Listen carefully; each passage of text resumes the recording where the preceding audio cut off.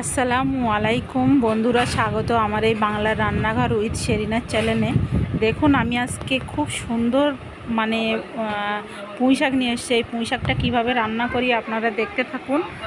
সবার প্রথমে পুঁই শাকটা কুটে নিয়েছি। কুটে নেওয়ার পরে আমি ধুয়ে নেব পুঁই শাকটা। আর পুঁই শাকটা খুব সুন্দর ছিল। এখনকার যে কচি পুঁই শাক খেতে এমনি খুব সুস্বাদু ভালো লাগে। আর এই পুঁই শাক মানে তো এমনি মেয়েদের খুব একটা লোভনীয় জিনিস। মেয়েরা পুঁই শাকের তরকারি খেতে এমনি খুবই ভালো লাগে। আমার এতগুলো ঝাল দেখে যেন অজ্ঞান হয়ে যাবেন না। আমরা একটু ঝাল খেতে ভালোবাসি। আর এই ঝালগুলো বিশেষ করে ফ্রিজে ছিল বলে অতটা কিন্তু ঝাল লাগে না। যতটা আপনারা ভাবছেন যে খুব ঝাল লাগবে যে খেতে, কিন্তু অতটা ঝাল লাগবে না।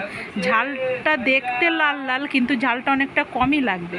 আর দেখুন, আমি আলুটা দিয়ে একটু ভাজা ভাজা করে আগে লাল করে একটু নাড়াচাড়া করে নিচ্ছি। আলুর যে গন্ধটা, সেই গন্ধটা চলে যাবে। যেহেতু আমি পুঁই শাকটা একটু সিদ্ধ করে নিয়েছি, পুঁই শাকটা সিদ্ধ করে নিয়েছি কারণ যে পুঁই শাক সিদ্ধ করে নিলে নাকি একটু গ্যাস হয় কম। পুঁই শাকের তরকারি প্রচুর প্রোটিন, তো ওই জন্য একটু গ্যাস হয়। ওই জন্য আমি একটু পুঁই শাকটা সিদ্ধ করে নিয়েছি হালকা করে। আপনারা ওইভাবেও রান্না করতে পারেন। পুঁই শাকটা এত সুন্দর ছিল, এত সুন্দর ছিল, কি বলবো আপনাদের সঙ্গে। দেখুন, এই পুঁই শাকের রান্নাটা তো আমার আজকে মনে হচ্ছে আমি মাংস ফেলে এই পুঁই শাকের তরকারি দিয়ে ভাত খাবো। আমার পুঁই শাক খেতে খুবই ভালো লাগে। আর যদি কচি পুঁই শাক এইভাবে রান্না হয় আরও তো দুর্দান্ত লাগবে। আর দেখুন, হলুদ আর লবণ দিয়ে দিয়েছি আমি। এইটা দিয়ে আর কোনো আদা রসুন বা কিছুই ব্যবহার করব না। এইভাবেই রান্না করব। এইভাবে প্লেনভাবে গ্রামের মতন করে রান্না করলে কিন্তু পুঁই শাকের যে আসল ফ্লেভার, স্বাদ, ওই স্বাদটা পাওয়া যায়। আর ওই স্বাদটা যে এত সুন্দর, এত সুন্দর, এত সুন্দর মজা লাগে, কি বলবো আপনাদের সঙ্গে। তা দেখুন, আমি হলুদটা খুবই কম দিয়ে দিয়েছি। আর এইভাবে এখন আমি যত সময় পুঁই শাকে পানি থাকবে, এই পানিটা আমি মেরে নেব। কষিয়ে কষিয়ে রান্না করব। কষিয়ে ভালো করে পানিটা মেরে নিয়ে তারপরে আমি রান্না করব। আর বন্ধুরা, কি বলুন তো, বলবো এবার আপনাদের সঙ্গে, প্লিজ প্লিজ প্লিজ আমার রান্নাটা যদি ভালো লেগে থাকে, আর কি বলবো, আমার চ্যানেলটাকে একটু সাবস্ক্রাইব করবেন, শেয়ার করবেন আর কমেন্ট করবেন। কেমন হয়েছে পুঁই শাকের তরকারিটা এইভাবে রান্না করে খেয়ে দেখবেন। আর কেমন হয়েছে একটু প্লিজ জানাবেন। আপনারা যখন জানান বা কমেন্ট করেন আমার খুবই ভালো লাগে, খুবই ভালো লাগে। রোজই আপনি তো সবসময় কমেন্ট করেন, আমার খুবই ভালো লাগে। আর দেখুন, রান্নাটার এত সুন্দর হয়েছিল, অতটা ভালো লাগছে না, কিন্তু দেখতে কেমন মনে হচ্ছে। আর আমি এই জিরে মরিচ একদম বাড়িতে ভেজে নিয়েছি। আমি কোনো কেনা মশলা ব্যবহার করিনি। এই জিরে মরিচ বেটে কিন্তু আমি এই পুঁই শাকের দেবো। আর ওই যে জিরের একটা সুন্দর স্মেল, এত সুন্দর ভালো লাগে। আমার তো যে কোনো তরকার থেকে জিরে বাটা না দিলে আমার ভালো লাগে না, একদম খুবই ভালো লাগে।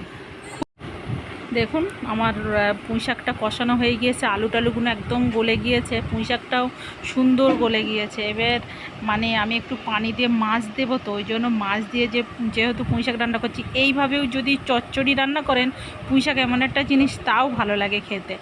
আর এই যদি বেশি আদা রসুন টসুন দিয়ে রান্না করেন, একদম আমার ভালো লাগে না খেতে।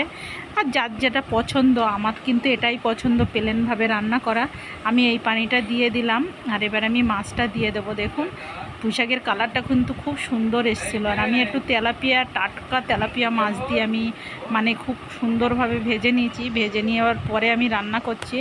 আর দেখেন, আমার রান্নাটা প্রায় হয়ে এসছে। এবার আমি আরও 10 মিনিটের জন্য হালকা আঁচে আমি এখন ঝোলটা মারবো। খুব একটু আটা ঝোল রাখবে, একেবারে ঝোলটা মারবো না। আর ঝোলের দেখেছেন অনেক পরিমাণ কম দিয়েছি, বেশি ঝোল রাখবো না, যেহেতু আমাদের বেশি পুঁই শাকের ঝোল ভালো লাগে না। আর আমি এই জিরে মরিচের গুঁড়োটা দিয়ে দিলাম।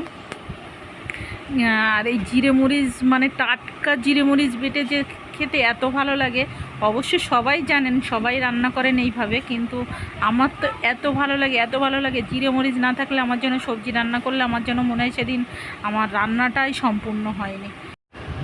দেখুন, আমার রান্নাটা একদম হয়ে এসছে, খুব সুন্দর হয়েছে রান্নাটা খুব লোভনীয়।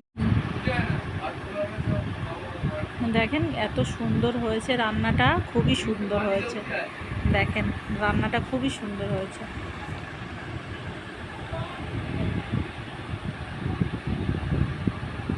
এবার গরম গরম ভাতের সঙ্গে যা ভালো লাগবে না খেতে, খুবই ভালো লাগবে।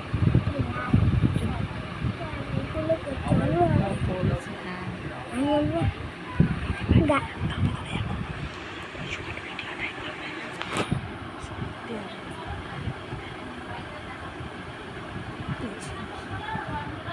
বন্ধুরা আল্লাহ হাফেজ।